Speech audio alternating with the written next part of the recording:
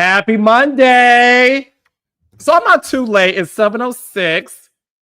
6 minutes is better than being 15 minutes late. So wait, Carlos, get off that man and come to the. First of all, how you know the man ain't on me? How you just gonna assume that I'm on the man when the man could be on me? That's the problem. Y'all assume too much. I'm just saying. But thank you, Joseph Blackwell 2820. Thank you. Let's be honest. I'm actually early today. All right. So I want to make sure that everyone's on because we're going to have fun tonight. Carlos, you are tardy for the party. Shout out to Kim Zodiac. She looked really, really, really pretty. Hi, Lino. Thank you, Lino. I have to dress up for the girls. Kim looked really pretty on Watch What Happens Live, in case you guys didn't see it. MJ from the UK, how's it going? I may be seeing you guys soon. Sherwin Lewis, I'm doing great. Okay. We have a jam-packed episode. So listen, the beauty of Monday Night Live is the fact that we get to talk about anything we want. Shout out to the Bahamas for watching. So now that the Real Housewives of Atlanta has ended this season, okay, hi Misha from Jersey, we now get to talk about Love and Marriage Huntsville. We're also going to talk about other things that we feel like is worthy talking about. So look, the beauty of Monday Night Live is that every Monday, we not only get to recap Huntsville and other reality shows, we are also going to start inviting people on Monday Night Live that we can talk to, okay?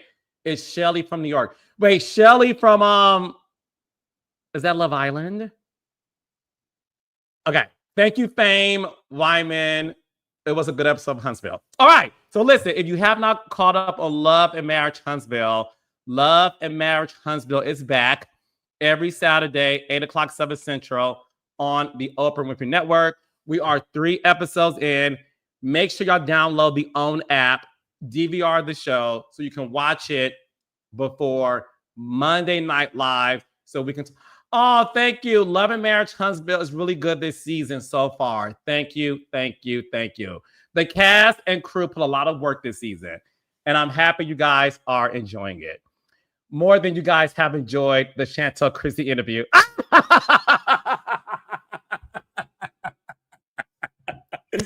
Listen, let's have a conversation. Let's get right into it.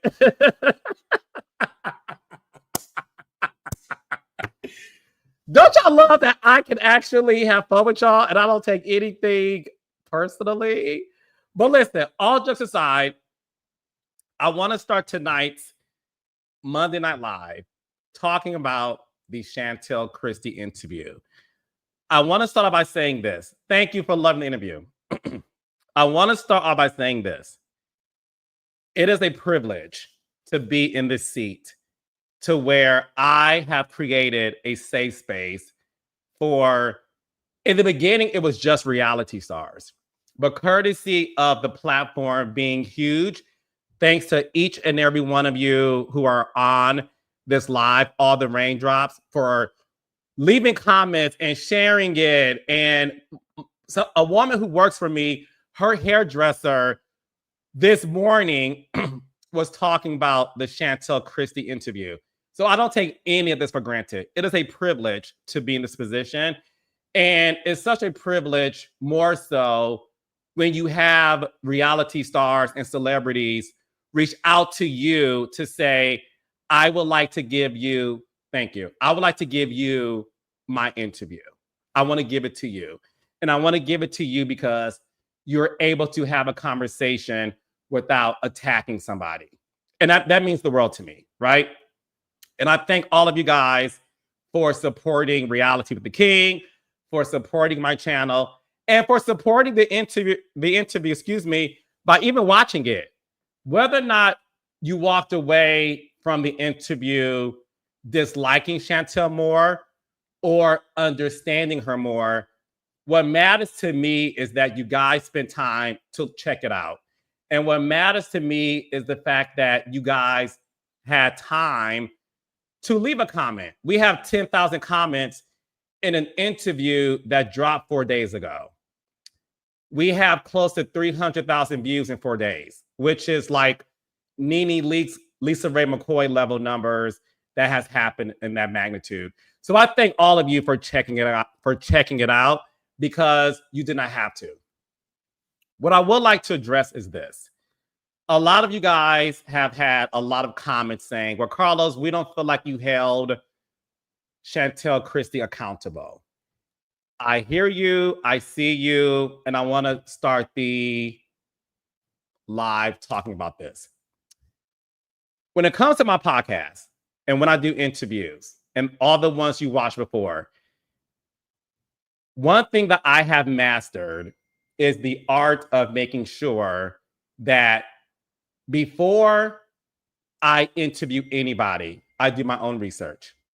I don't fall into the guise of making sure that I act a way or behave in a way that a lot of people would want me to. I just don't walk into my interviews that way.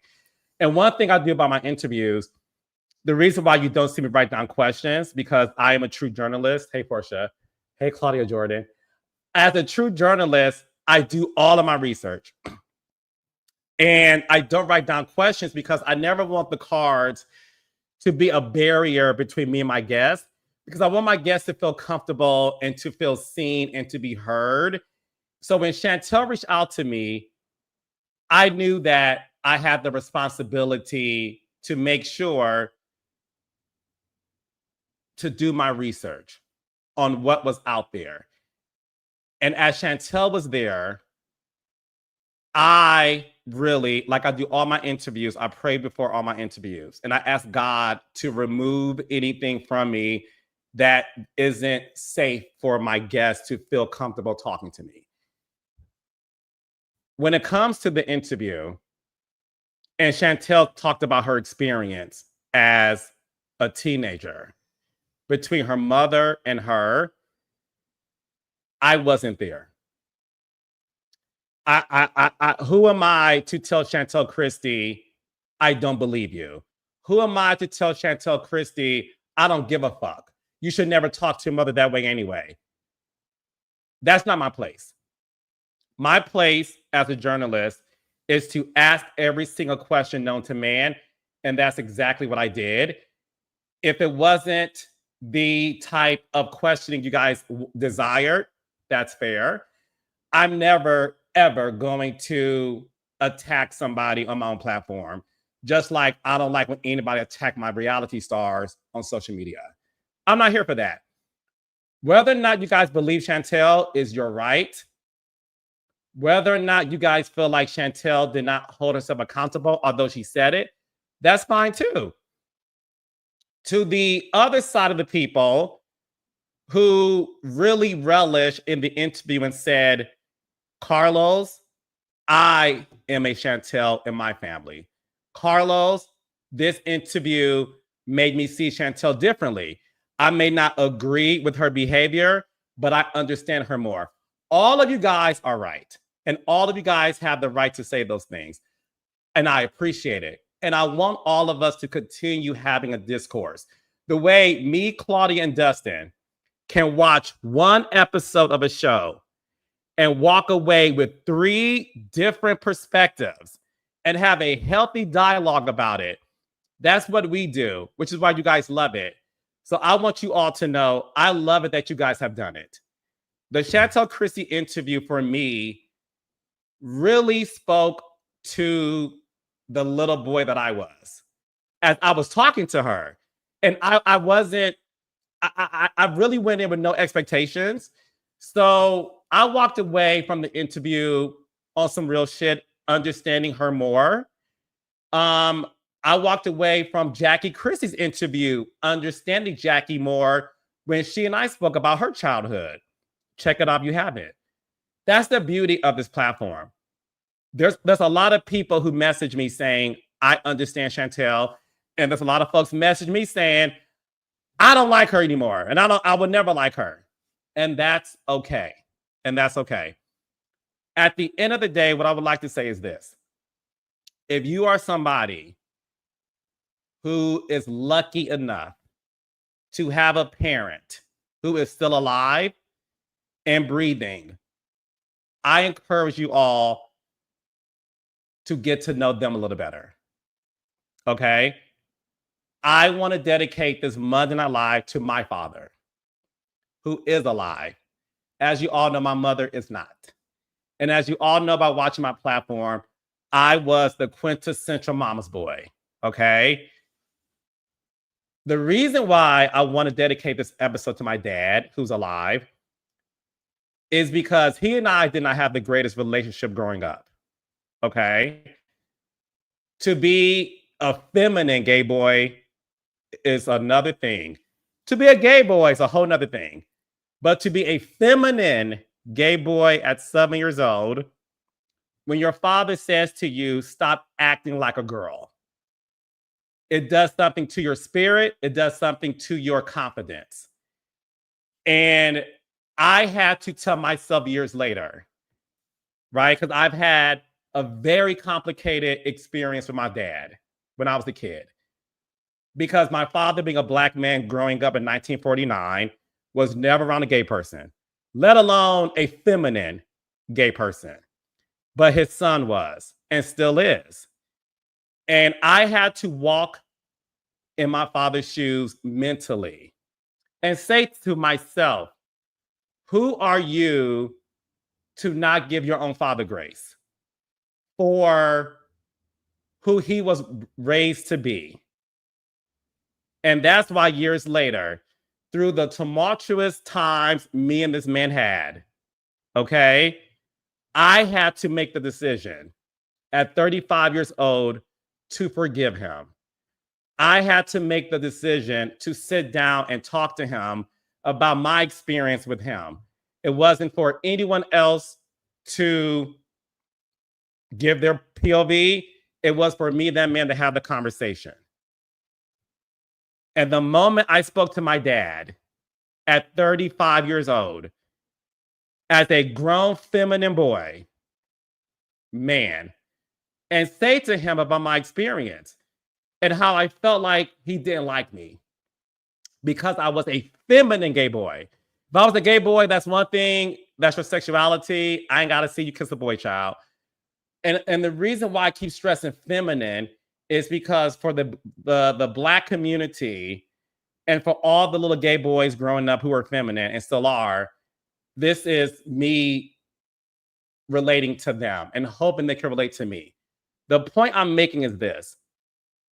It's one thing for you to have a childhood experience with a parent that isn't fodder for the world. I'm grateful and thankful there were no cameras around my childhood because I could not stomach looking back on a time that was not great for my father and I. And that's why in my 40s, I'm able to sit here and say to all of you guys that I love my dad, and I, even with my own experience that I had, not my 9 siblings, because you can't grow up in the same household and have a very different experience. That's why for me, when it comes to my father, he is the greatest dad in the world. And I thank God every day that that man chose me to be his son. And if you are an adult who grew up with a very complicated relationship with a parent, my personal advice for all of you is to just give them a chance. Give yourself a chance to walk a mile in their shoes and give yourself the opportunity before they pass away to just have a conversation. And my conversation with my father had nothing to do with him. It had everything to do with me being free. And that's why when my mom did pass away, the one thing she said to me and my 9 siblings was, don't you ever disrespect your father. I don't care what he does. and to always show that man respect. And every time I'm around my father, I hear the still voice that my mother reverberates in my mind. Even when that man gets on my nerves sometimes, Chaga, he is spoiled. And that's my fault too, child. I hear the still voice in my mother's head. Don't you ever disrespect that man. My point is this. Give anyone in your life a little bit of grace, because it's easy to judge somebody for the behavior that they displayed based on the education and the experience that they had. And if your parent is still alive, the one thing I encourage all of you is just to have a little bit of grace. That's it. All right. That's all I have to say about that. Let's bring on Claudia and Dustin. Man, I guess he told y'all ass, you know what I'm saying? I guess Carlos let y'all ass know. And another motherfucking thing. I asked the damn question I wanted to ask. I fell asleep in church. My bad. I thought I was sleeping in church. I was sleeping for 20 minutes. What's up, Carlos? What's up, Claudia? Hello, Carlos. Carlos had listen today off of his chest. Wow. Them people wanted to hear Chantel Christie say, I should not have touched my mother. I should not have talked to my mama like that. Mm-hmm. And I was wrong. And they did not hear her say that. And that's where the disconnect was. Now, I'm not going to say she was supposed to say that. Mm-hmm. I'm not going to say she was not supposed to say that. I just think that's where the disconnect was for a lot of people. But I think it's something really likable about her personality.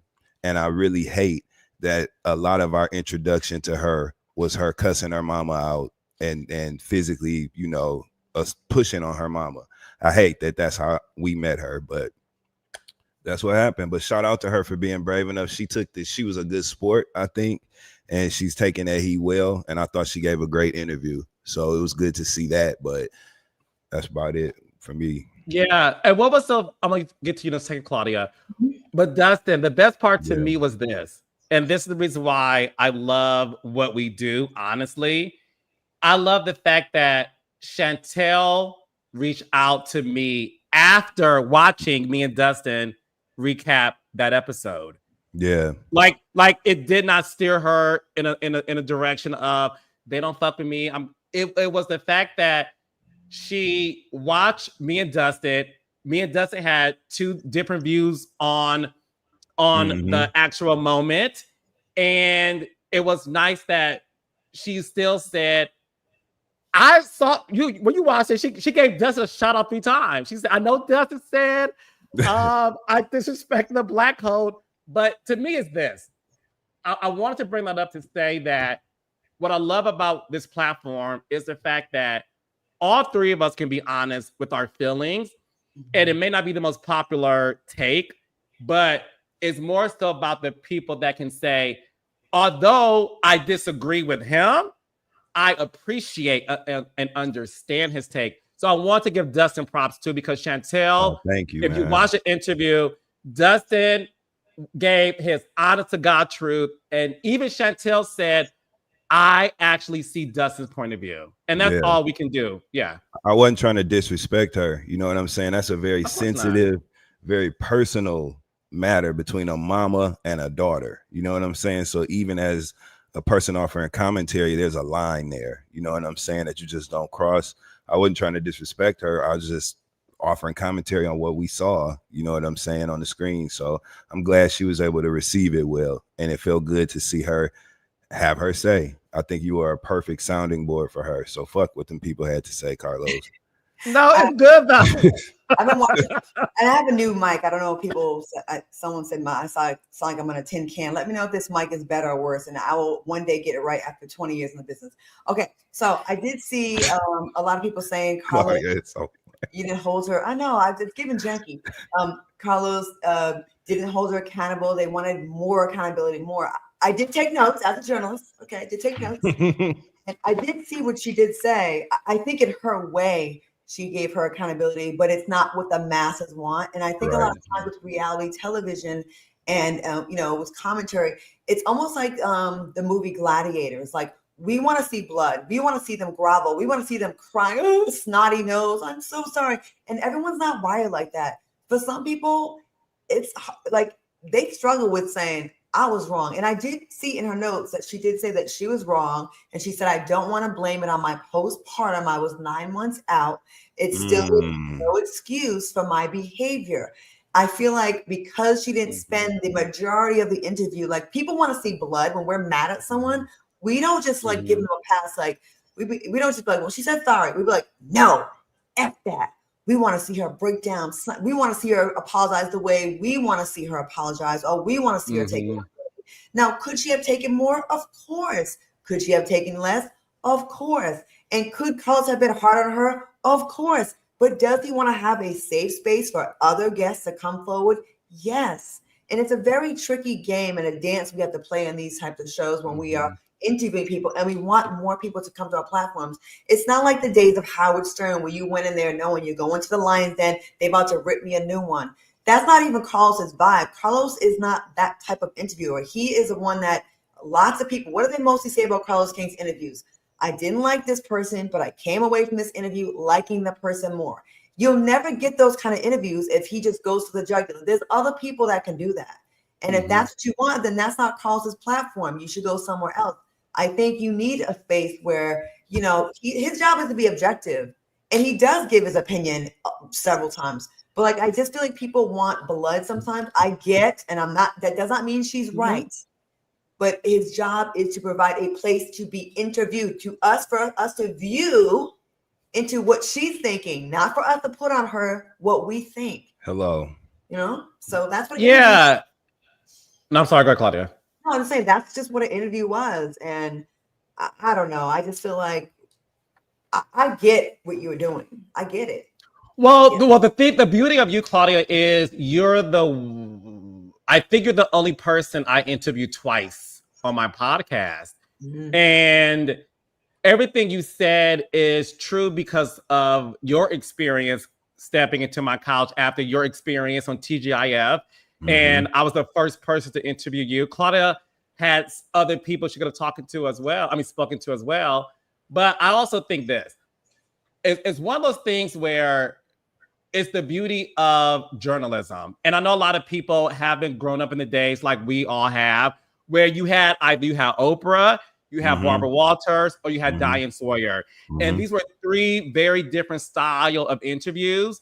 And that's the reason why I said at the top, I appreciate anybody who says yes. And listen, no shade. There are people who say no to me. There are people who's like, okay, I did not think I was going to bring this up. I'm going to bring it up, but whatever. I'll keep it cute. What y'all don't know is somebody I was supposed to interview who said yes, said no. After what? After much thought and consideration. Why? Were they mad about No. The feedback was this. When you do a Carlos King interview, you're naked. Meaning I have to answer you. Like they said, you have a way of getting the truth out of people. And although I'm ready to do that, I'm not ready to be naked right now. I'm just not ready for it. So I'll holler at you later. Yeah, that's honest. So what the world doesn't know is this. That happened. This is a true story. That happened the day before Chantel reached out to me. Oh, you had somebody else that you with? And then they canceled you? Who was it? Anyways, so. What state do they live in? As a former journalist, you're supposed to give us. No. My point is this. When I got the DM from Chantel, y'all know I'm spiritual, so Claudia, wake up. When I got the DM from Chantel, I said to myself, here is somebody who doesn't know me, saw me enough to have a intense conversation, and still said, I only want to talk to you. So I said that to say, it's what you, Claudia, Dustin, and I do. All we can do is be ourselves. and hope that people walk away even understanding us more. So listen, I appreciate the fact that she reached out, and I appreciate that for everybody who does say yes, because listen, this is a tough business. There's a lot of podcasts. There's a lot of people who do interviews. So I don't take for granted when someone says yes, because it's not always guaranteed. I keep saying seeing the accountability thing in the comments. Like I would like to know, like, what more did you? I think you did it. Listen, Claudia, the reason why I was happy with the way you eloquently spoke about it is I think people wanted blood. Let's have a real conversation. Yeah, they're mad at her, and rightfully so, right? And guess what? I get it. We have never in the history of reality TV seen a Black mother and daughter have a physical altercation. We've never seen it. We were all triggered by it. We were all upset. We all were upset about it, and I am we. Watch my recap with Dustin. I said to Dustin, Dustin, when I watched it, I got emotional. And I text Jackie, because I know her, and I said, I'm praying for y'all. Like this, I could not imagine being a producer watching that unfold. I just couldn't. A mother and a daughter. I understand, Claudia, that people are angry. I understand that people wanted blood. I understand that people, Claudia, you hit it. I think people wanted her to constantly say it and say it and say it. And I appreciate those who watch the full 2 hours. Thank you. Hey, Dustin. For those. Hey, Dustin. No, because a lot of people were leaving negative comments after 30 minutes. So listen, I appreciate those. I love y'all. And Dustin hit it. Dustin said, she said it. She said, I'm sorry. She said, I'm not making no excuses. I did what I did. I said what I said. But here is what was my experience leading up to it. And I also want to say this, and this is not what no one's talking about, that I can because I'm a producer, and that Claudia can because she is a reality star, and that Dustin can stand because Dustin is a historian of unscripted television. Yes, he is. When you have somebody that has been on TV, that's okay. When you have somebody that's been on TV for more than 10 seasons, we all know that there's certain people that got their fave. Their fans love them, and they can do nothing wrong. There is this fan base, and this is what somebody said to me over the weekend. They said, baby, Jackie got fans. And I said, yes. I think what you and I talk about, and Claudia, you said this about Juicidora. There's certain fans that like the vets or the OGs.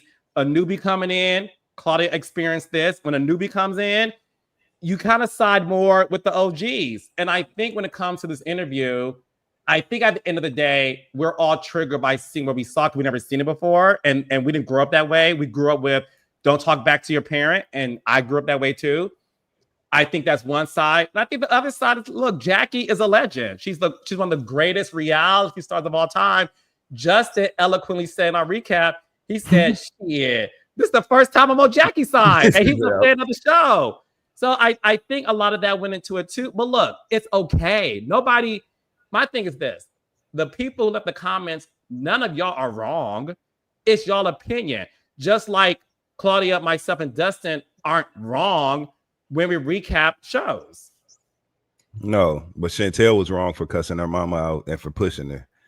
And I think people just wanted to hear her say that more plainly than she said it in the interview. The only takeaway, and we didn't talk enough about this shit, right? The only takeaway I have for the interview that I wish she would have answered differently is when you asked her about the connect, or she started speaking about, because I don't really even think it was a question, but when she started talking about her relationship with Denise and Brittany, and she started offering, I guess, what she thought was going to substantiate their relationship. Well, we all got kids the same age. She used to date this basketball guy. It was just the thinnest, you know what I'm saying, thread to connect them at all, and it did not help her case. That is one area where I was like, okay, come on, Chantel, damn, come on, Banner. Ain't that what Jackie be calling? Come on, Banner, damn. Dustin, please say daughter.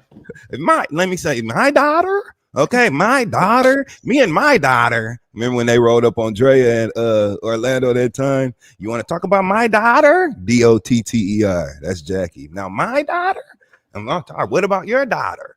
They said she's a bit. Remember what she called Evelyn? You know what's gonna be hard, like being objective here, because I have not been watching Basketball Wives. I'm going to start actually.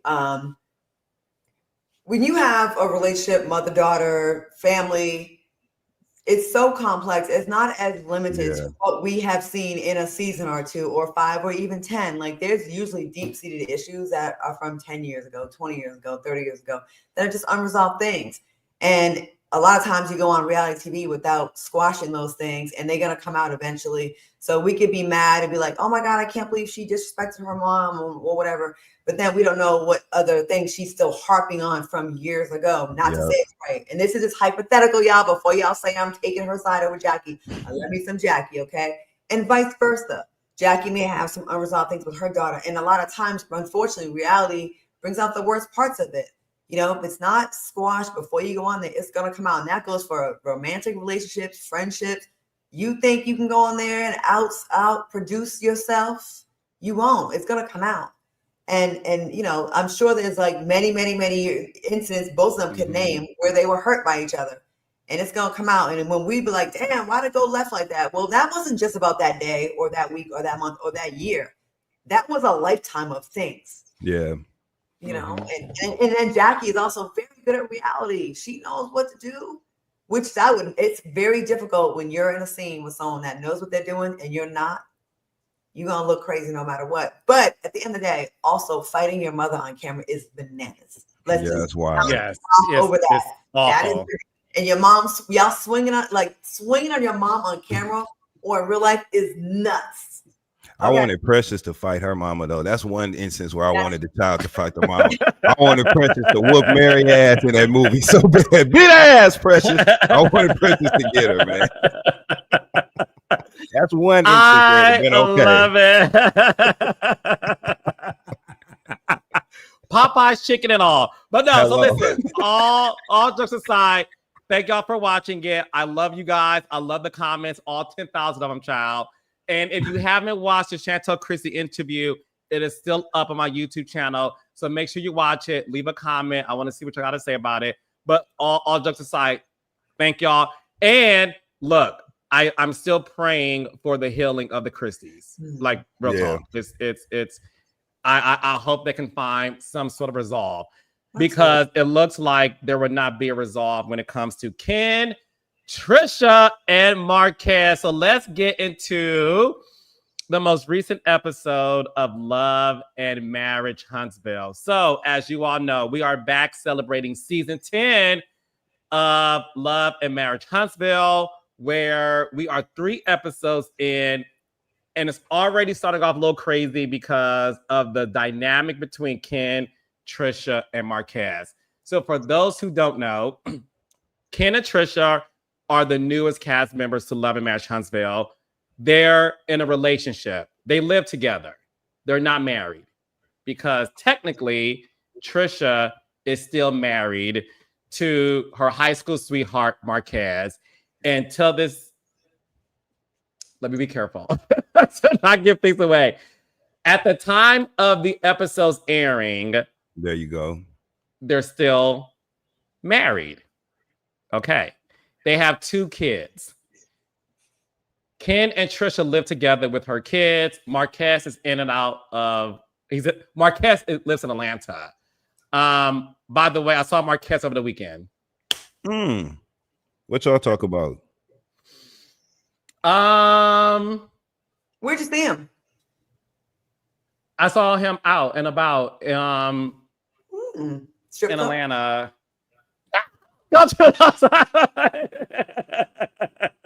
No, look, you know what? You know what, Dustin? Yes. I'll have Marques tell y'all. Marques will tell y'all what we talked about. But what I will say is I was happy to see him.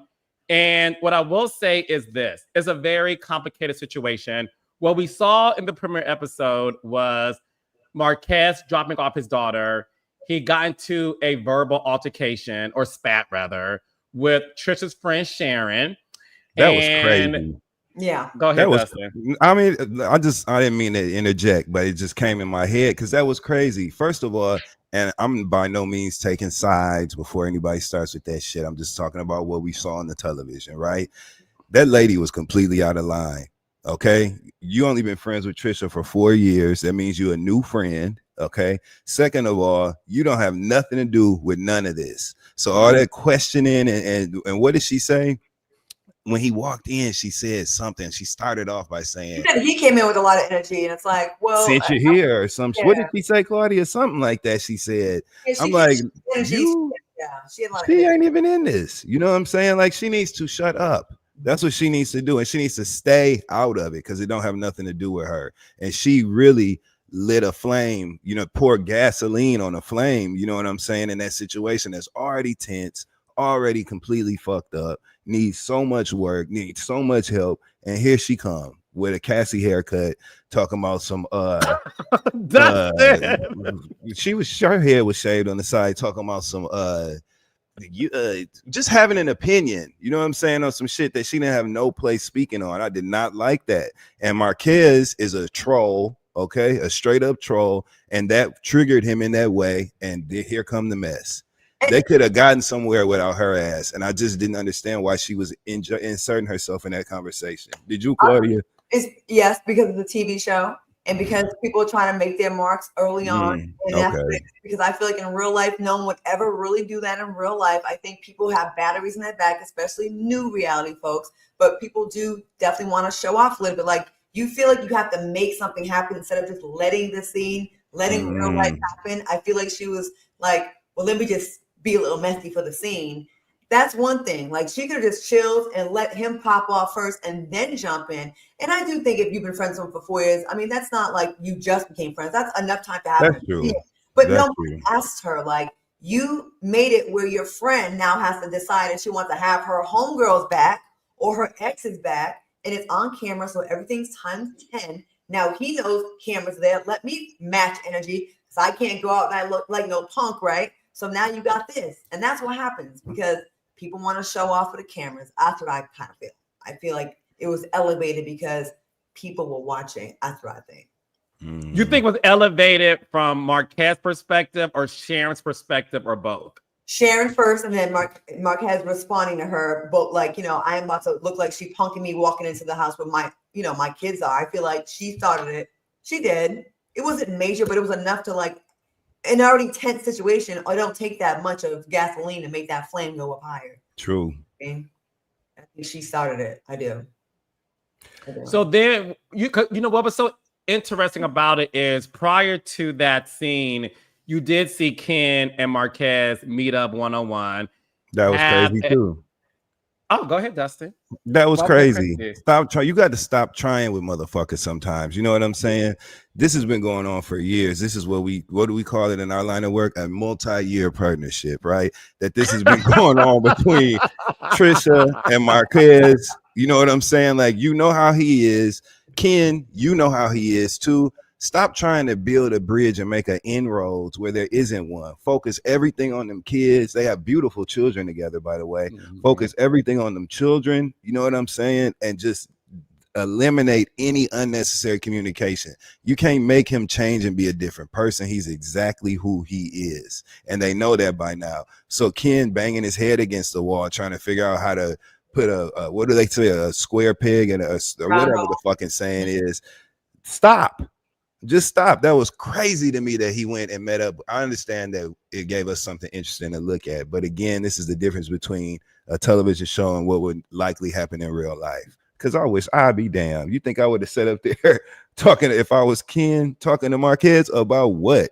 You know what I'm saying? No, we don't have nothing to talk about. But this was so interesting, Dustin. So in real life, so obviously after we tape the reunion, we have like a couple of months of hiatus before we resume with this with the next season. So after that reunion, Dustin, what's interesting is I think Ken, if I got this mistaken, Ken, let me know. I believe Ken made the effort after the reunion where they did get into it to offer an olive branch to to Marques. And what was so interesting is when we got back in production, he was like, me and Marques are working on being better, because I think, and that's the beauty of TV. You see your behavior or you see your actions and you're like, you know what, I could have done better. And I think that's the reason why Ken felt so upset when when Tricia told him how Marques did walk up in the house. And just so y'all know, Marques was not mic'd. Production, he was not mic'd. Y'all got some good, and them booms sound real good. Yes, he was. We had so for the audience too, that wasn't a fake scene. Production, we had no idea that Marques was about to walk in. That scene was strictly supposed to be about Tricia and Sharon discussing their situation. When they saw Marques pull up and with his daughter, they of course follow my rule, which is you follow the reality. And he walked up in there, and that's why you saw Tricia like, I know this did not just walk in my house. So it wasn't fake. He wasn't mic'd. He was not mic'd. And that's I know them why producers on set was happy than a motherfucker that day. I know them when they seen that car pull up. I know them producers was like, "Oh." They didn't react like I would have reacted. I'd be like more like stunned if someone came up in my house when I was filming.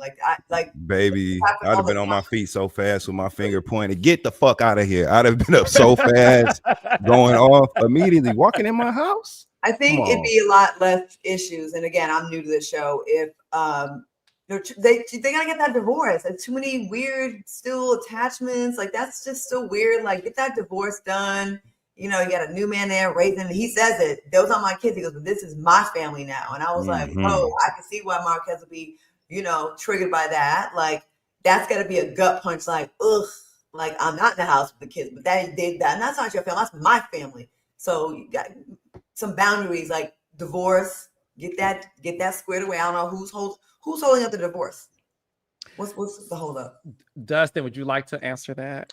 So here's what I heard. So according to Marques, Tricia and Ken inappropriately or issued some paperwork that did not list one of their children, because I think one of the children is a minor, right? And the other one is above 18. And the paperwork, according to Marques, did not have that on there. But as we seen this week, when they was putting that paper in his face like this, that paper had the child's name on it. And Ken was about to push his finger through that paper. He was so goddamn mad when it's right here. It's right here. You don't see it. That's when he was doing that. Why did he say it wasn't on there? Because Marques is a troll, and I don't know. See, me personally, I'd have been like, so what are you saying? Because I don't want to be married to you anymore, Marques. So please don't misunderstand any of this. I'm not omitting names in an attempt to stay married to you. I don't want to be married to you. That's what needs to be said. But Tricia has this thing where she just she goes into a back and forth and just plays off of whatever the last thing the person that she's arguing with says. So like Claudia, if you and Tricia have a back and forth verbally and you tell her, well, I didn't like what you did, she'll say, well, I didn't like what you did. You know what I mean? She does that instead of getting to the root of the issue when she's talking about shit. So that's what happened. So the last time we checked, that's why they were still married. Marques is a bit of a hothead, a little bit, would you say? I think Marques he's a troll.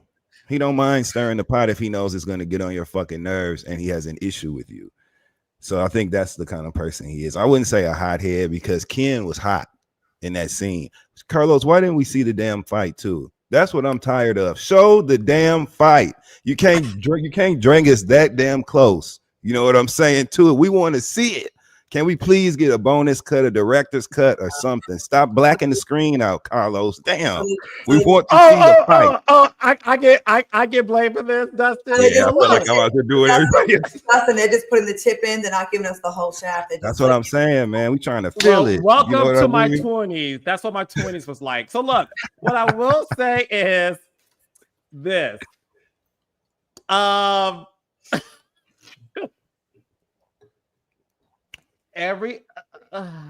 Look, it's not my decision.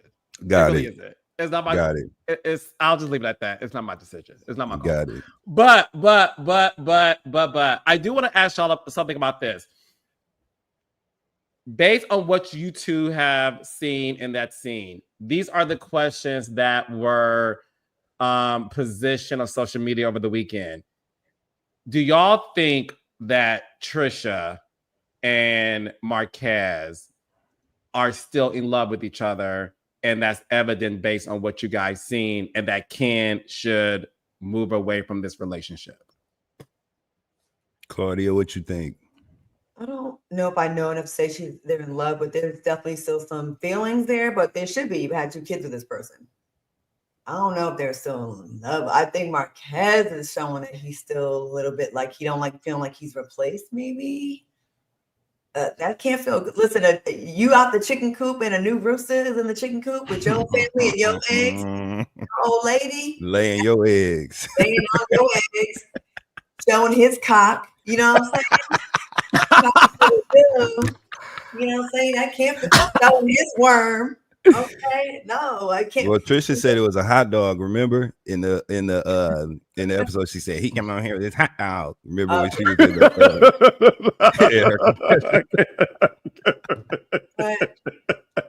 the way Dustin mocks people is Dustin. Are we going to listen? Dustin's on tour. If you're in Atlanta, August 16th, he has a second show that's been added because the first one sold out. Yes. Dustin, are you going to like do some impersonations? Well, you know, I'm an old school. I am inspired by the old school greats of comedy. I come from the school of Def Comedy Jam and Comic View and Eddie Murphy Raw. So hell yeah, and lots of impressions, lots of physical comedy, lots of shit talking. Yes, there will be impressions. Absolutely. Claudia knows. Claudia's seen it. She saw the show. Keep on stay on that Negro's neck because he's been messing up left and right. Oh my God. They need to make a movie about him. 20 ways to fumble a bag. Anyway, back to Marques, whatever, homeboy and old girl. When you break up with your man, right? Because the ratios are so bad, it's most likely the man's gonna find another woman before the woman finds another man, especially when you have kids. A lot of times guys be like, you ain't never gonna find another one with another man. You got 2 kids, who's gonna want you? Guys don't be like when that girl move on with someone else comes in, and let alone another man comes in and wants to take care of those kids too, or want to be there for. That's got to be like that. That's got to be pissing them off. Well, then do your job and be more present, and so that he can be her man and you can be their father. To me, I don't know. Y'all know how I have very rigid views when it comes to like the way men show up in relationships. I just, you know what shout out to Mika Smith. I love y'all too. I love the D. I'm gonna come. I'm coming. But anyway, he needs to step up. See, what you do is if you're a person who's affected by things in that way, you eliminate the risk. And the way that he could eliminate the risk is by showing up and being present, paying for everything for his damn children. Stop offering other people's food and drinks to guests. You know what I'm saying? Stop doing that. Coming up in their house talking about, do you want something to drink to this lady? Where'd you gonna get it from? That's Ken's refrigerator. You know what I'm saying? Like you can't. Marques got it. That's why I say he trolls, because I know he's aware when he does those things.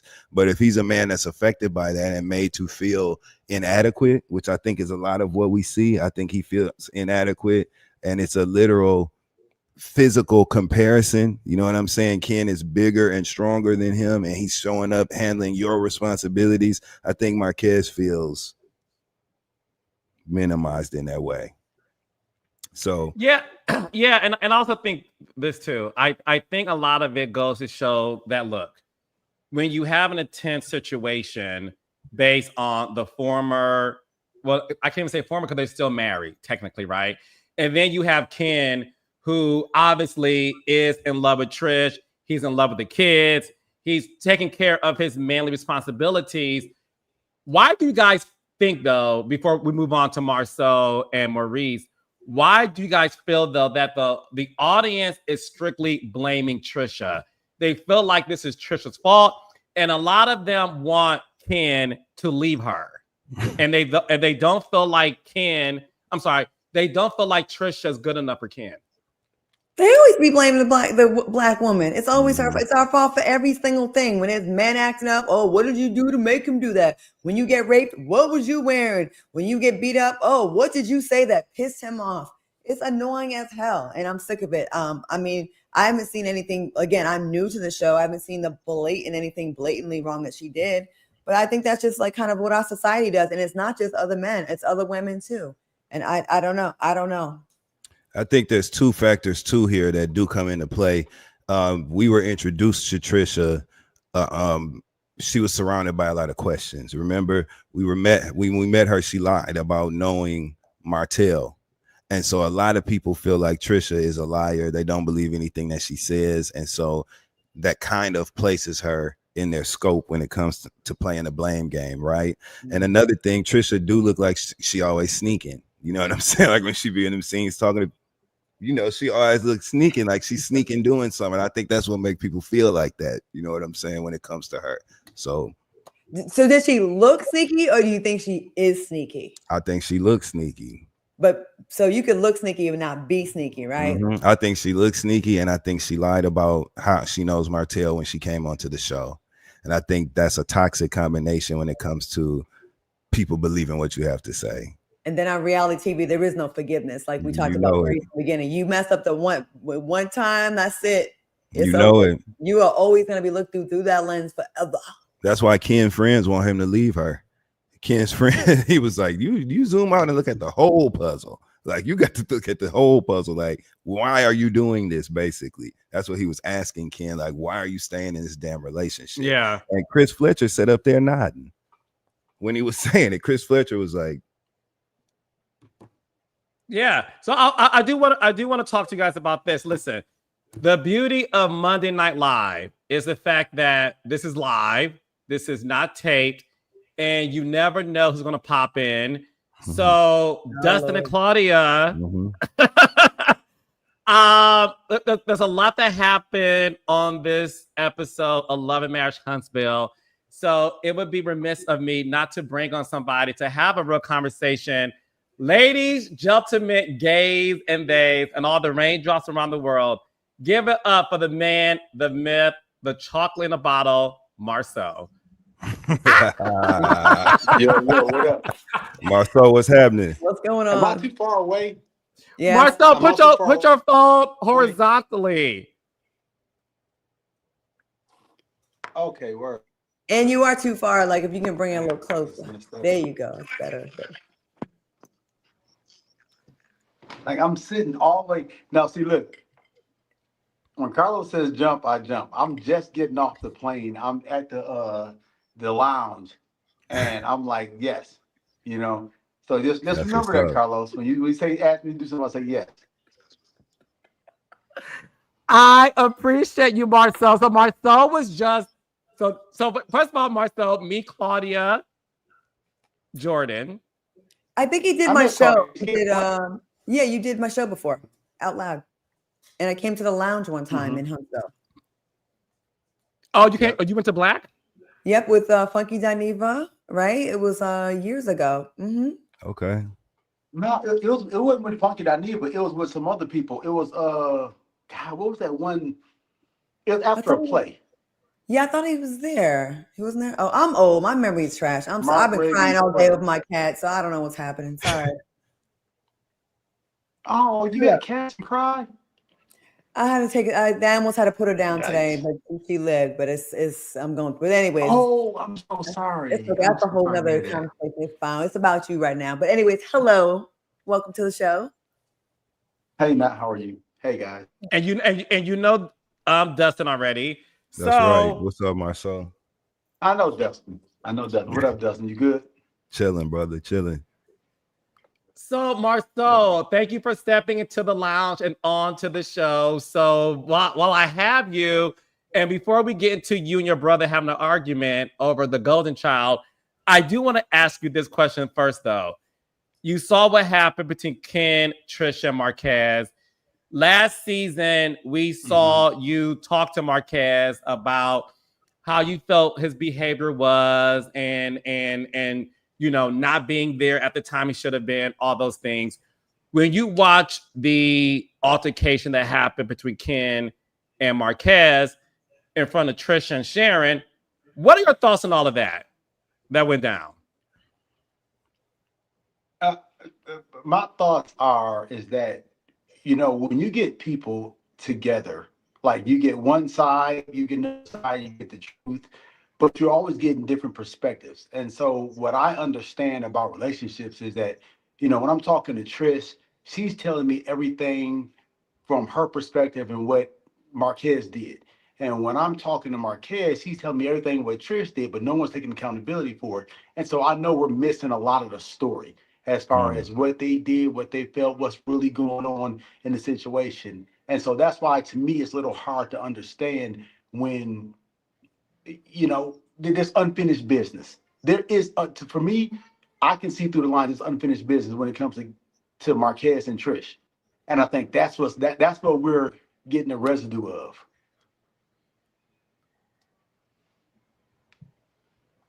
Do you think that Ken and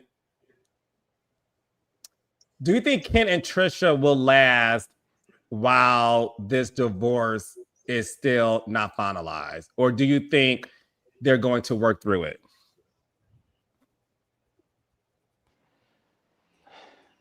So I personally think that they have their biggest issue right now is now they have a crowd watching. Mm-hmm. And so now they got a little bit more at stake right now. It's easy to walk a line, but when you put it 10,000 feet in the air, it changes the dynamics of it. And so now I think that it's hard to do this when you're being called stupid. It's hard to do this when you got a lot of opinions, when you got a lot more DMs, when you got a lot more people coming to you saying, hey, the you should leave them. The you should leave them are present. They're going to be there. And I think it's hard to walk that line right there. And then it's hard to do this, sometimes feeling stupid, but then being called stupid over and over and over. So I think it's hard for Ken. I think it's hard for that's a hard dynamic, especially in love. Does it also make you fight harder sometimes, like to prove the naysayers wrong? Does that also help you sometimes in these shows? Yeah. When you're running while you're tired, you get that burst of energy that lasts about less than 100 meters. Mm-hmm. And then you're back to being dog ass tired. And so Got I it. think that while you're doing it, you want to say, hey, babe, back against the wall, me and you versus the world. And it takes a couple more episodes, couple more being called stupid, couple more bullshit. Then you're like, hey, man, what am I really doing here? You've seen a lot of people calling Ken stupid, Marsau. Oh, yeah, bro. Yeah. Yeah. And because it's not because Ken's stupid, it's Right. because Ken is so sure of himself with the answers. You know what I'm saying? Oh, no. Remember the hangover when old boy was like, oh, my wife doesn't do that. She doesn't like semen. And he's like, okay, buddy. Okay. Don't be that guy. What do you think about him? What do you think about Ken? Hmm? What do you think about Ken? I think Ken's a good guy. I think Ken is a good guy. Ken has this. Ken is going to meet. That's my guy, but he goes through the same stuff that handsome men go through later on in life, and medium attractive guys go through early in life.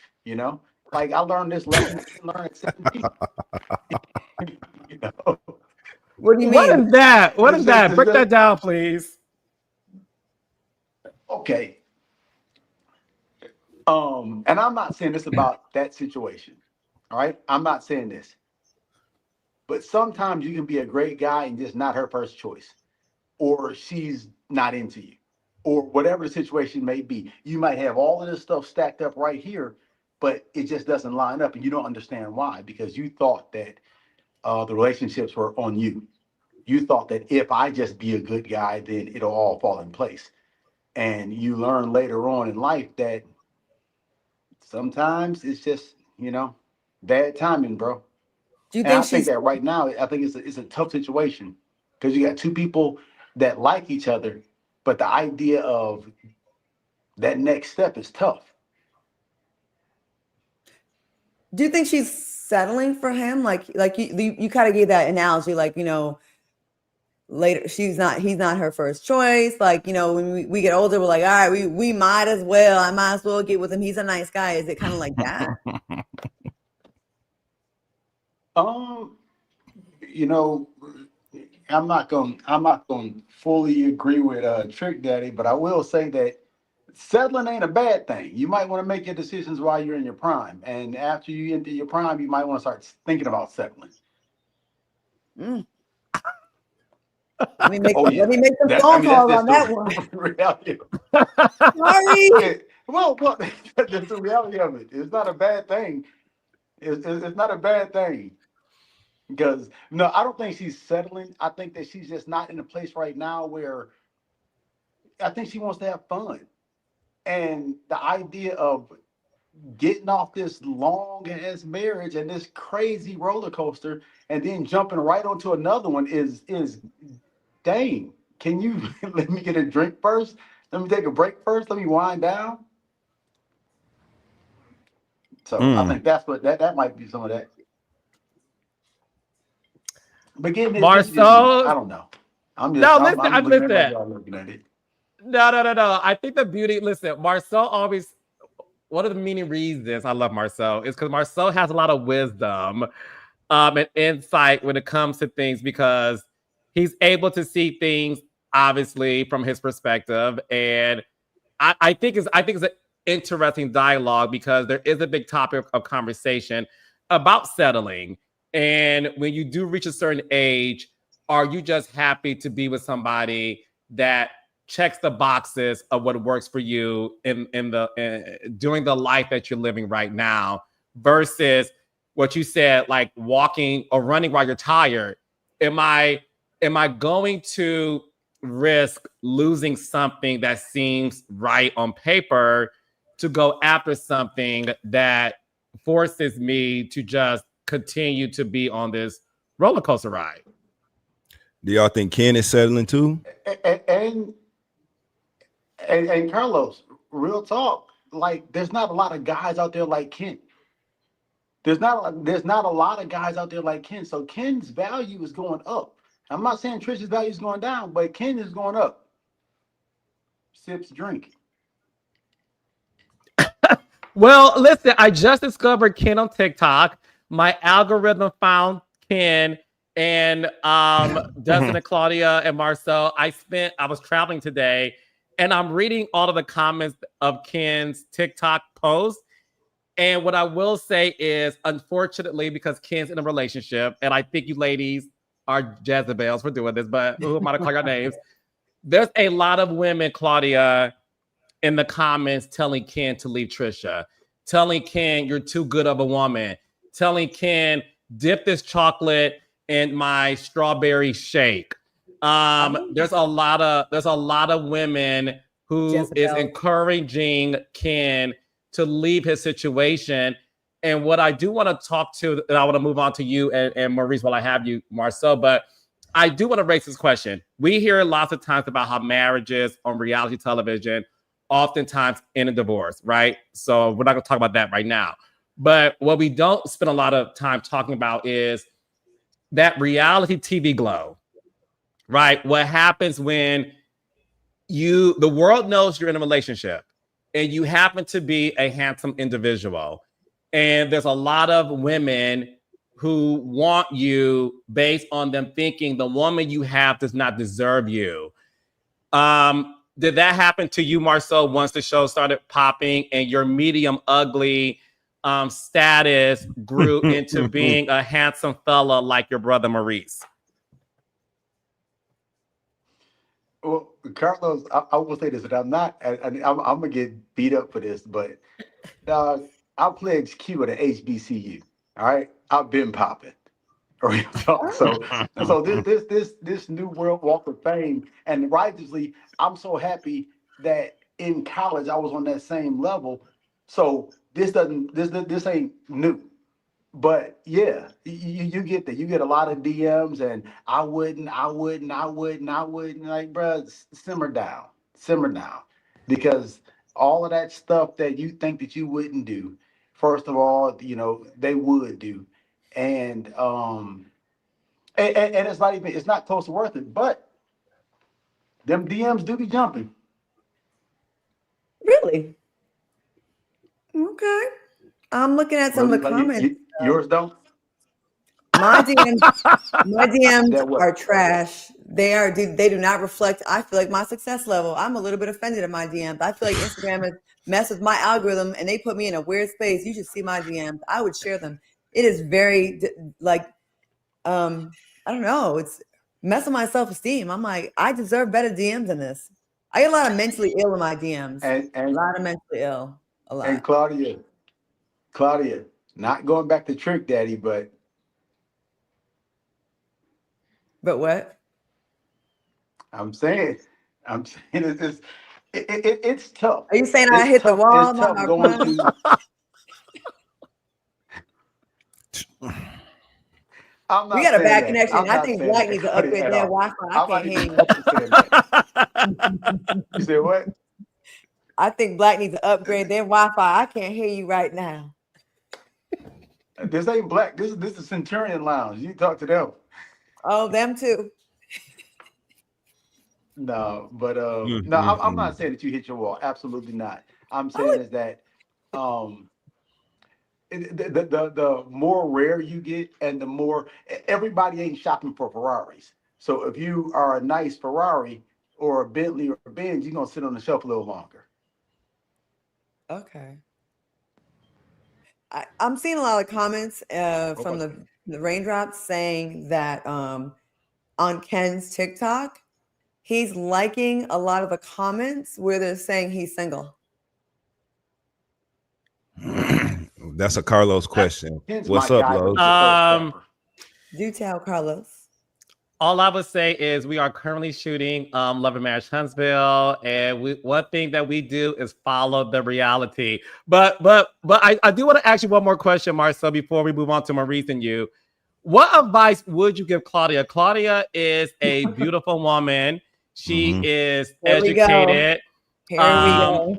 No, because Claudia has. Well, Claudia, you tell your own story, child, to Marsau. Marsau has a lot of wisdom. Marsau has been married 15 years. Is it, Marsau? 15? Going on 15? 19. 19, I'm sorry. 19. That'll be 19 at the end of this month. So Marsau is going on 19 years of marriage, and Marsau has a lot of wisdom. So I would love for you, as a heterosexual Black man, to give the beautiful Claudia Jordan any advice you think she may need. Claudia is single. Claudia, would you like to ask? I am single by choice. I see my friends going through it on social media and all y'all on the reality shows. I have a lot of peace in my house. No one is leaving the cap off the toothpaste, and the toilet seat is down. And my house is spotless. I'm good. It is. Good. Carlos. Okay, so no, I want to know. Oh, go ahead. I'm sorry. I'm gonna let Marsau and Claudia talk. Go ahead. I'm sorry. I do say that they do say you have a lot of wisdom in the comments, and they say you have very strong views on women and all that. Let's hear it. Well, Claudia, I would say this. I would say, and I just know from the outside looking in, and so it has to be a general perspective. But of course, I think that there are so many different attributes that a woman like yourself would have. I would say, don't be afraid to open yourself up to the guy that you wouldn't normally talk to. All right? Yeah. Because you're gonna keep it real, all right? Men of a certain status ain't gonna put up with a certain stuff. You know? If you want to talk to a guy that's a boss, a guy that's the leader, a guy that's over his own thing and has achieved a certain amount of success, I can tell you this right now. He's normally used to saying something and people replying, yes, sir, right on top of that rose. Okay? He's normally used to his words achieving things. He's not a stupid guy. He's not a guy that lacks ambition, but he's a guy that gets what he wants because he goes after it, because he's willing to make the sacrifice, because he's generally intelligent. So that's the kind of guy you want. Well, that means that you being of a great value and strong will, that means you have to fall in line with that. You know, that guy is not used to struggling with things that he wants, that he's, you know, to be successful for. Does that make sense? No. No, it doesn't. What I'm Hell saying is no. He's saying if a man got something going on, what I'm saying is shut the fuck up. Don't talk back. He is used to not nobody pushing back. You be quiet. You know your role. You know your place, and you hush if you want a man of a certain status. Kind of right in a nutshell. I'm saying a portion of that is, but I would Yeah. say exercise your femininity, and that is the that's what breaks down masculinity, the femininity, not beta masculinity from a woman.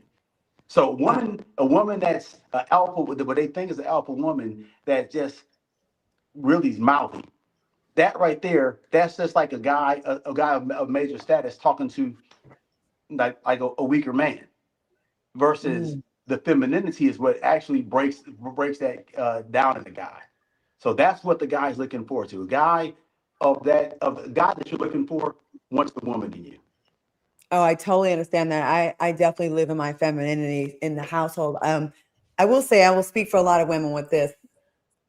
Most women, when they actually come into contact with actual masculinity and not just loudmouth bossiness just because they have a penis, would love to fall in place or fall into the femininity and love to let a man lead. I think a lot of times when women don't is when they're not really respecting that man because he may have shown some weakness or some bitch assness or some lack of leadership.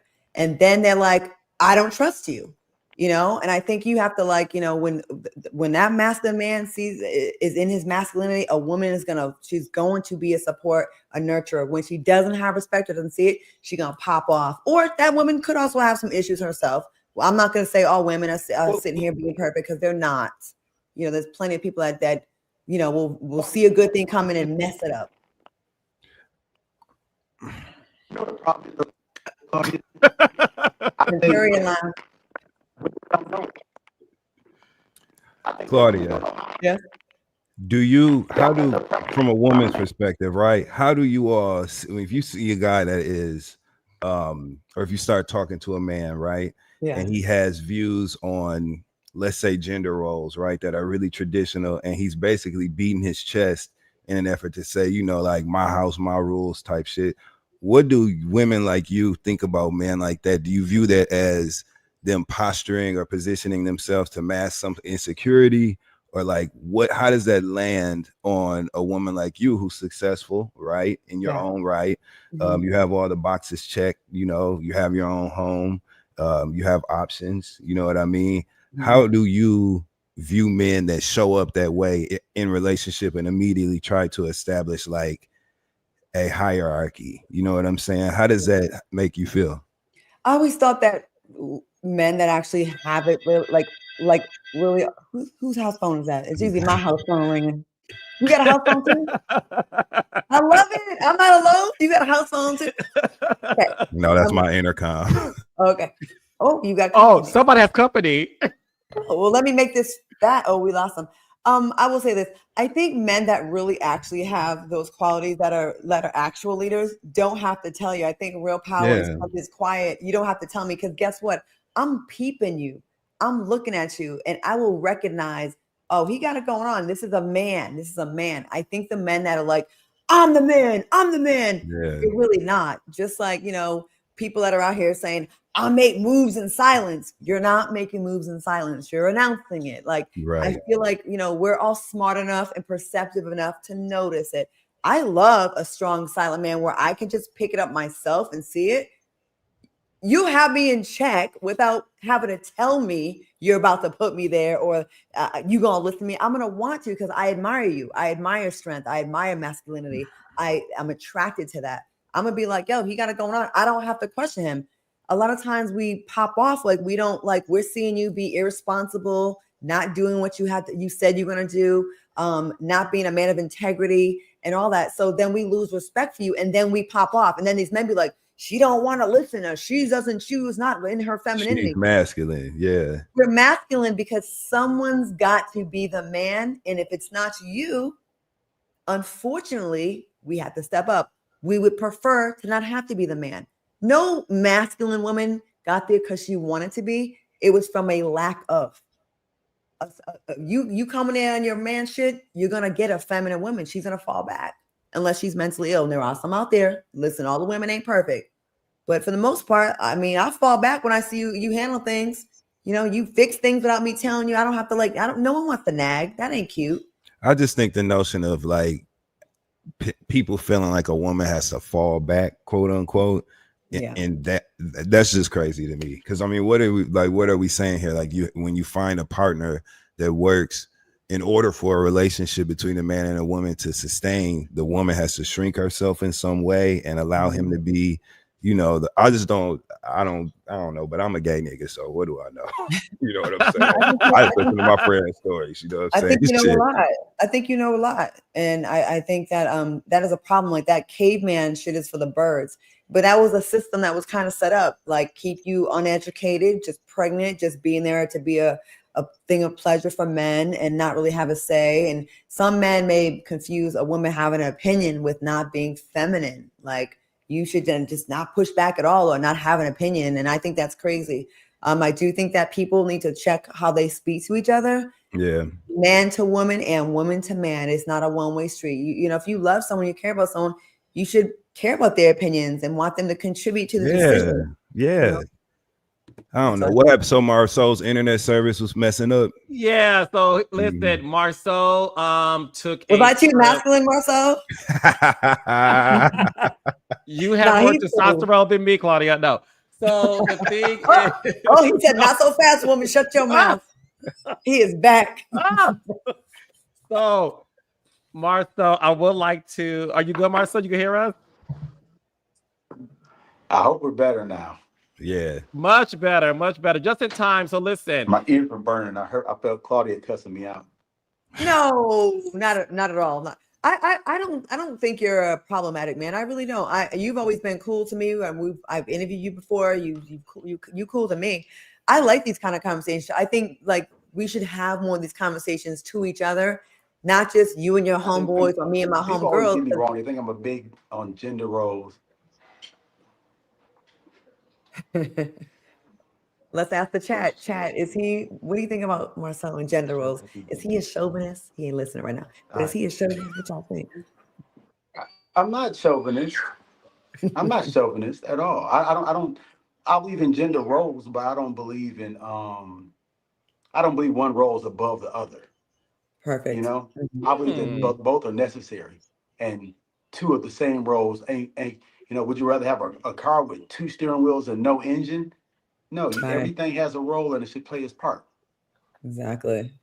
So let's talk about the part you played in your brother's relationship with his stepson, Jalen, that caused a big stir on social media, Marsau. For the record, I did do a poll over the weekend. Let me do something. Let me change my Wi-Fi because y'all are breaking up on the sound. I see you fill that drink back up.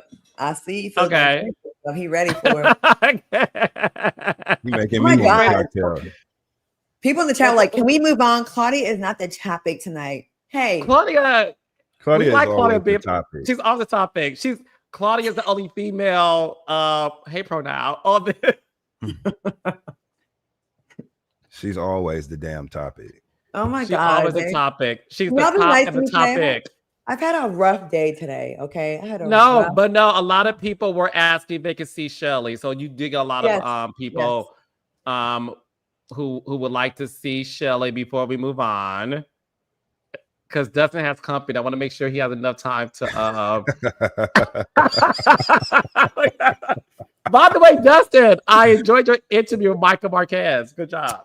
Thank you very much. I love Micah a lot. It's one of my dear friends. So thank you. Yes. We'll talk about that offline. TV. Yes, we will, won't we? But yeah. Hey, Shelly.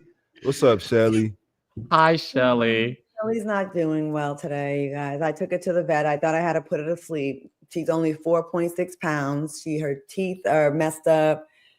I think she has a kidney problem. She's limping, and I had to give her a steroid. I had to give her antibiotics, and I had to give her this something to make her appetite come back. I'm in the vet and they're like basically saying, like, what are you gonna do? And I'm like crying. I had to call my ex to come down to like help me with this decision. And I'm like, well, I just feel like I owed it to her to just try whatever little remedies I had that were available. And if she's not better, by the end of the week, I'll probably have to put her to sleep. And I don't want to. I'm sorry, Claudia. I love you, Claudia. She's yes. She's we 20. love you, and we're gonna 20. pray for you. Yeah. And she was on Housewives, and I tell you, ever since this cat was on TV, I felt like she started feeling herself like a little bit, like she was a little bit arrogant, but she's back. She's had a great life. And Shelly, I'll keep you guys updated. But thank you for everyone that's asked. I know this is not the Claudia Jordan show tonight, but I just sorry, my energy's a little down. I was in tears all day today because she's like my kid. I've had her. She's been around since 2005. So yeah. So we love you, baby. Keep us updated for real. I will. Okay. That's okay. I think Marsau is back. So I do want to, if Marsau is back, like, okay, you good, Marsau? And the Wi-Fi sounds so much better now. So there we go. There we go. Yeah. No, perfect timing because the biggest topic of this episode had a lot to do with the conversation between Maurice and Jalen. Jalen saying that although Maurice is his stepdad, that you, Marsau, were more of a father figure to him. When you heard that, did it make you feel good, but did it also make you feel bad for your brother? Yeah, it did. I mean, that's it's great for someone like Jalen, who I love, my nephew, to think of me like that. But of course, I'm thinking about Maurice in that moment too. And it's like, dang, because I know Reese, that's a tough blow.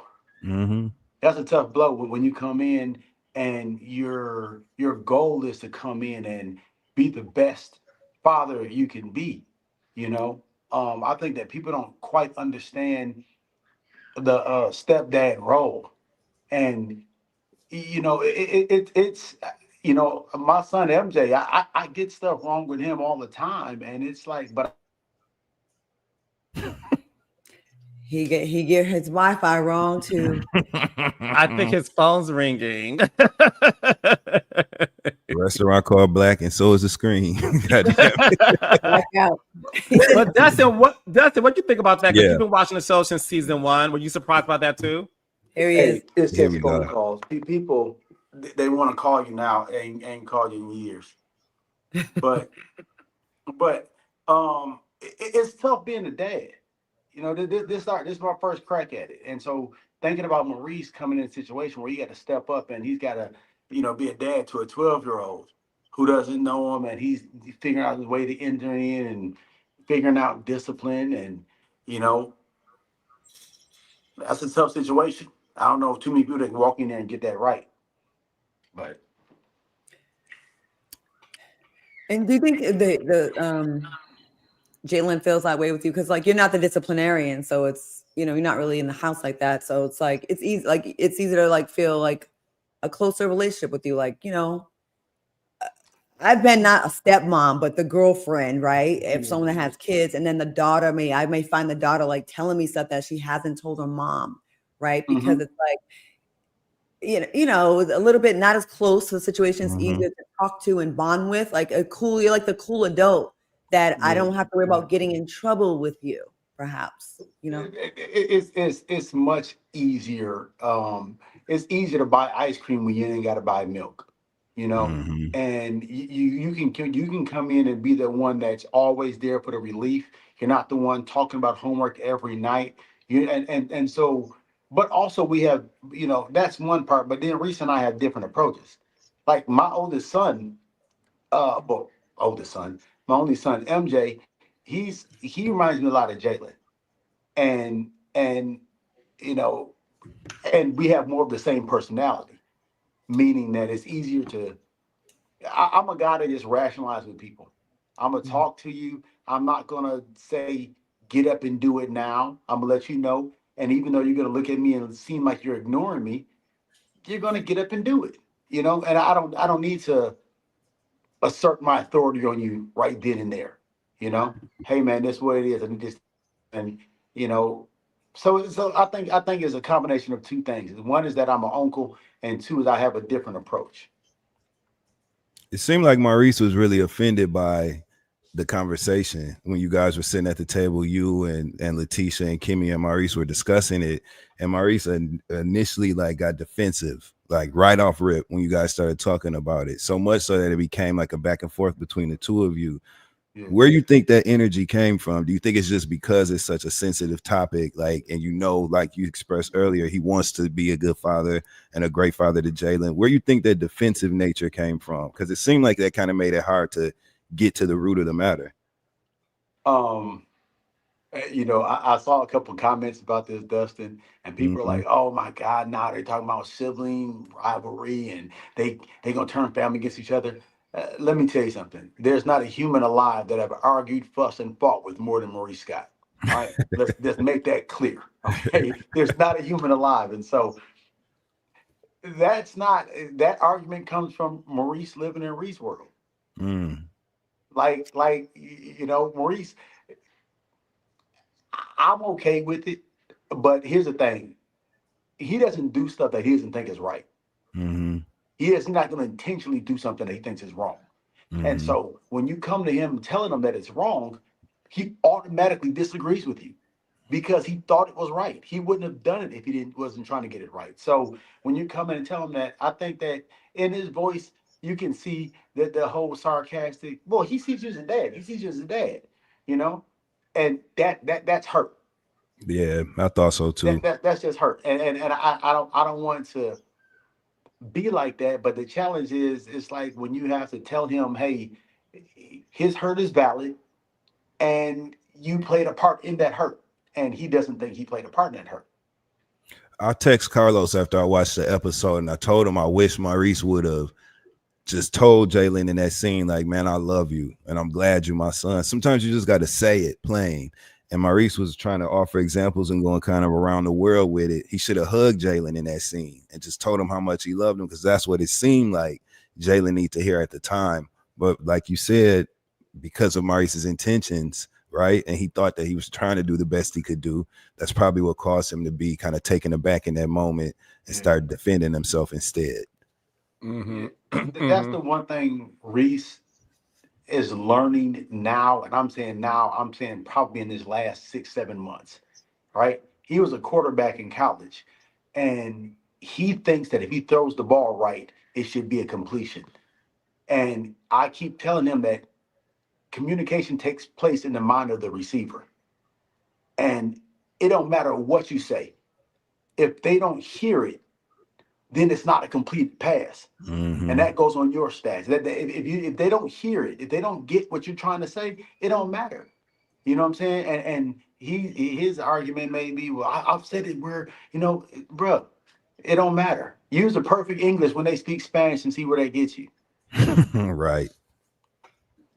How did you feel when oh, go Claudia, I'm sorry. Go. I'll say I saw comments about people saying, you know, some people want to just like be right and not really like be listening. You know what I'm saying? Like, you know, do you want to be right or do you want to be happy? And it seemed like it didn't seem like he was coming from a bad place, but it did seem like he wanted to be right and you know, his point of view be heard. And you know what I mean? And like in his mind, like you said, if he wouldn't do it if he didn't think he was doing the right thing already. So, you know. I think Reese was lost in intentions versus I sometimes get lost there too, but get lost in intentions versus results. And the thought that my heart was in a good place. I wasn't trying to do that. I was trying to make a man out of him. I was trying to do this right here. I was doing the only. Reese ain't got no other 13-year-old boys, you know, at the time. So it's like he doesn't know. This is a guy that's taking by the time a kid that grows up with you is 13, you've been with them for 13 years. And so you know what to do on day 13. You're given a 13, I mean, you're given a test, I mean, on level 13, right? You're given that test right then and there and says how you do, and everything you do is gonna be judged on that. So it's like, you know, it's like hats off to the guy that can get that right. Hey, I'm sorry. Where's Jalen's father? His real father, his biological father. Is he not in the picture?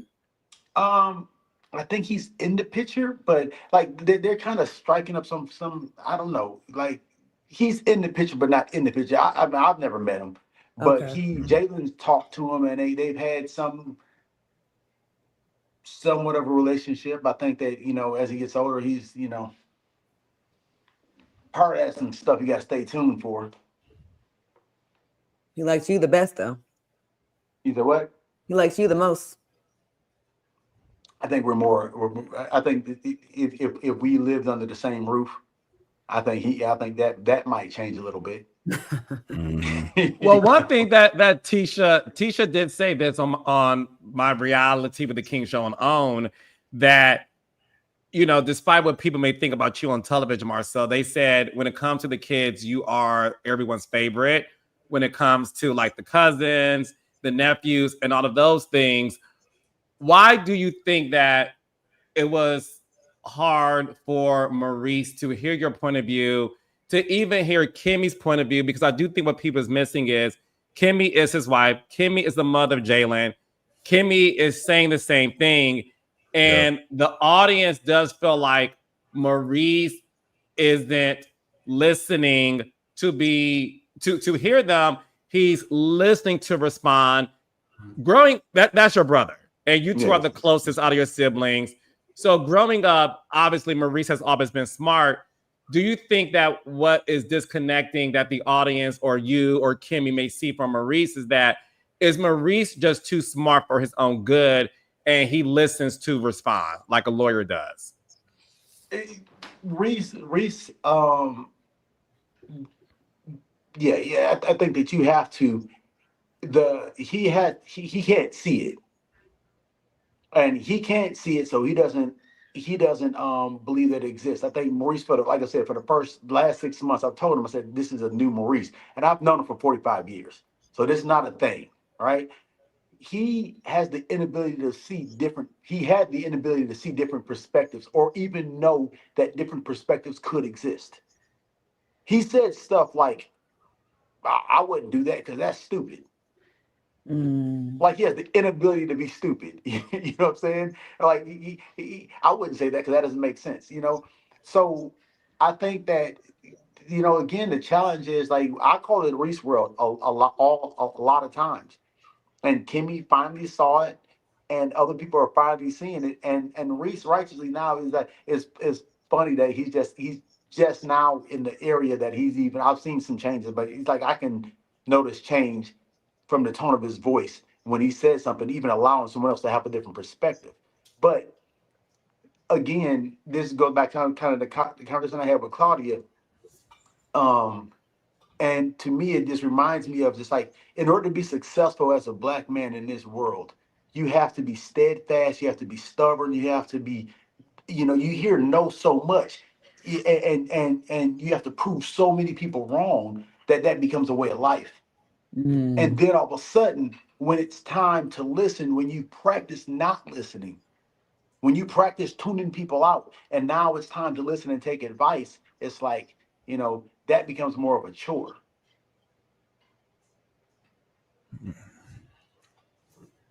Okay. Well, there you have it. But my last question for you is this.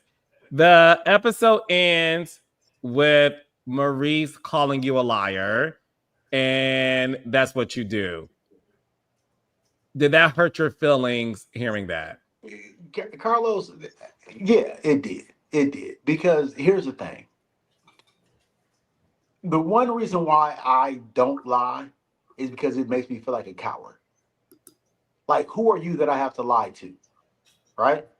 And so I've said this in the comments and different things. I said, okay, do me a favor. Point out the lie. If I've lied, I'm a liar, and I'm always lying, just name one lie that you've ever heard. Like when Tricia said to Kimmy, "Oh, I've never caught him in a lie," and she's like, "What? You never caught your husband in a lie in 20 years?" Never, ever. And people, and they say, "Well, some people aren't liars." That's just not my thing. All right, because it makes me feel like a wimp, like weak to have to to sit here and tell you something that it's not true. It makes me feel like I'm not good enough. So yeah, I don't like that. And he's like, you lie about everything. Like, Reese, stop. You know I don't lie. Right? Like stop. But now of course, when Reese says you lie about everything, now everyone's in the world is like, oh, okay, Reese is about to spill the beans. Oh my God. Here we go again with this. I'm trying to tell you something about your son, and you come up with this shit. All right, bro. All right, Mark. So before I let you go, there's one question that we get from our super chats. This one is directed towards you, and I would like for you to answer it. This is from DJ Leisha, who said, the Huntsville streets are saying that Black is the headquarters for the cheating husbands. But I love Marsau. He's a dope guy. Is Black the headquarters for husbands who are cheating on their wives to go to and have fun? Carlos, I don't know.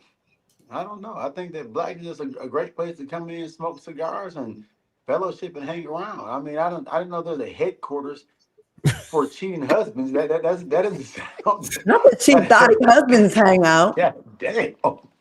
Like, dang, is that's pretty a tough, Yelp right? review? Do That's they kind get of rings hilarious. and shit? Cheating husbands unite. They're gonna form Voltron over here. They're gonna fight crime or something. Like, what do they do? Like, Black is the headquarters for cheating husbands. I mean, Damn. that's most cigar bars are that, but So, ladies, if your husband said he's going to the DR, that's fine. But if your husband said there's a boys' trip to Black, watch out now. Watch out now. No, I'm about to. Hey, Carlos, I appreciate you having me on, man. Me and my son, I do want to do a shameless plug about me being a terrible. I've been a terrible dad since season 1, right?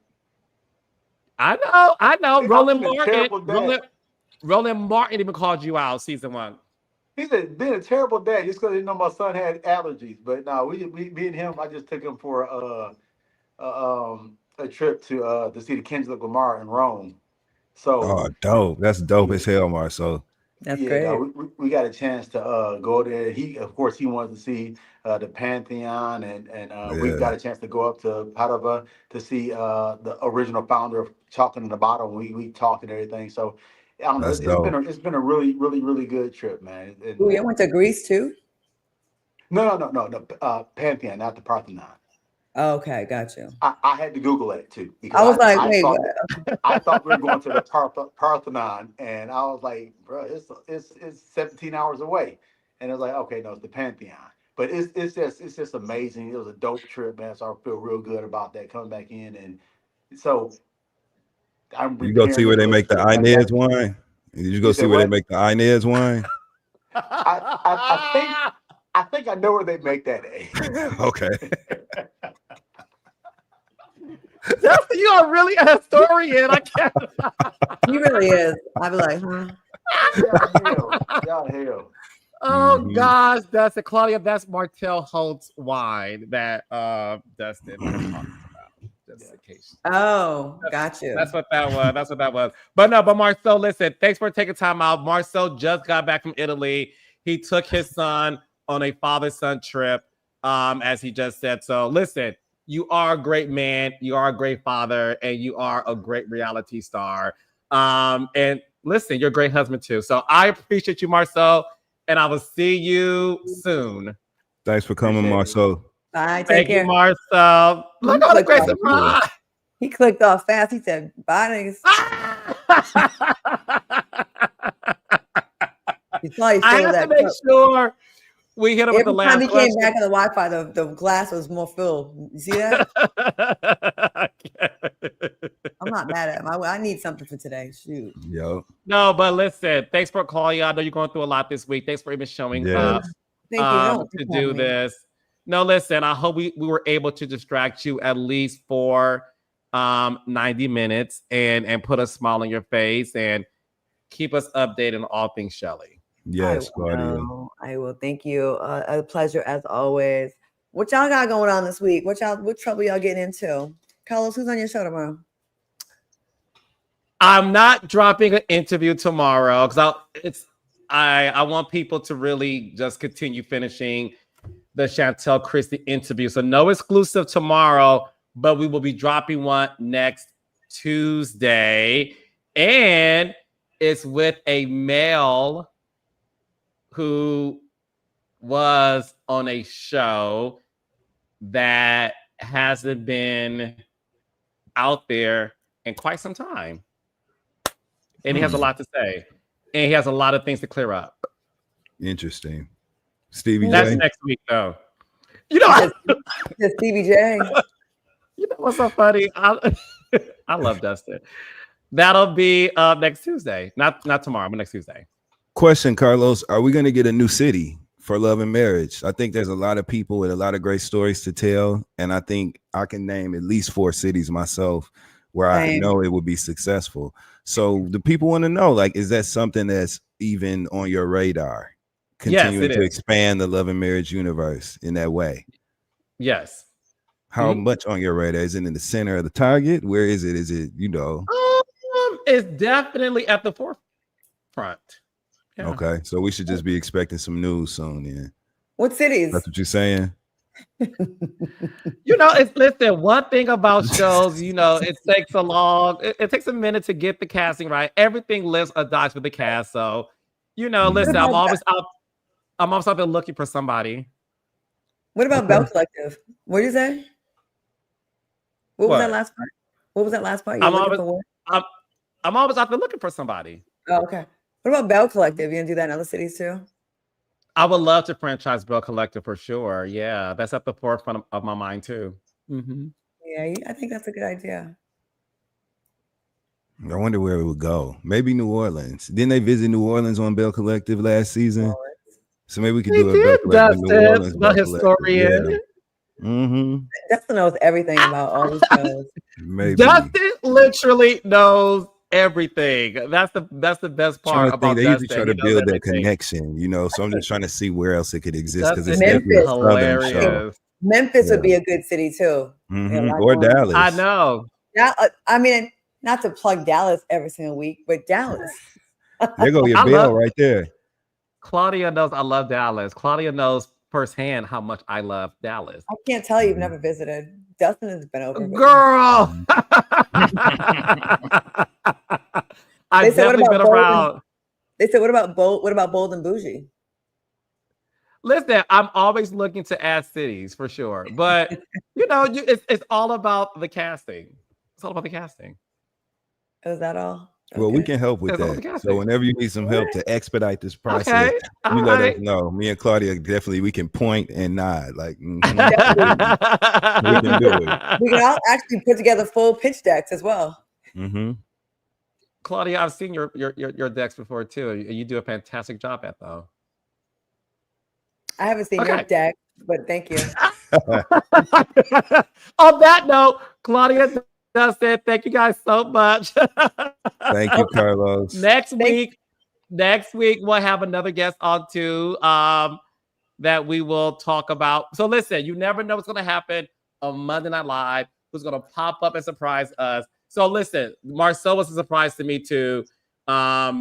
He just got the he's been traveling, so he just got the notification that we wanted him. So you said it right. You said it right. No, I know, and I hate that I did. See, I'm not that dumb.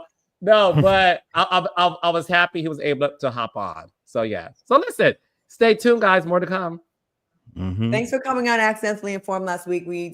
People loved having you on. So great episode. Both of you. Like, you guys are awesome. Thank you so much. No, thank you. No, thank you. I had so much fun. Shout out to Erica Cobb. Shout out to Claudia going viral this weekend. Oh my God. I left the part of the story out, like not being messy. Like there's another part of the story that I did not say, hoping they could read between the lines. There's a reason why Tracy asked if they were still dating.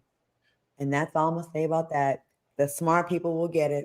But people thought I was dragging or being messy. Listen, you guys watch these shows to get the gossip on people. So don't then complain when we give you stories, because your ass could have been on the CNN website or pages. Y'all could have been on MSNBC. Y'all could have been on National Geographic. Y'all could have been on the History Channel. Gossip. And low key, history is a little bit gossipy too. So I'm just saying, watch the show Wednesday. I might have some part 2. I'm sick of y'all. Not y'all, but Make sure y'all watch Accidentally Informed on Wednesdays with Claudia Jordan and Erica Cobb. It's a great show. And Claudia actually has a lot of great commentary. So great job. Yes. I had a good time. Thanks for having me on. Love you both. Thank you. All right, give my love to Shelly. Keep us updated. Yes, please. Claudia, please. Thank you. I'm gonna go. And Dustin, have fun tonight. I'll call you tomorrow. Thank you so much. Can't wait to fill you in. So I'll see y'all. Bye, y'all. Peace out. Bye.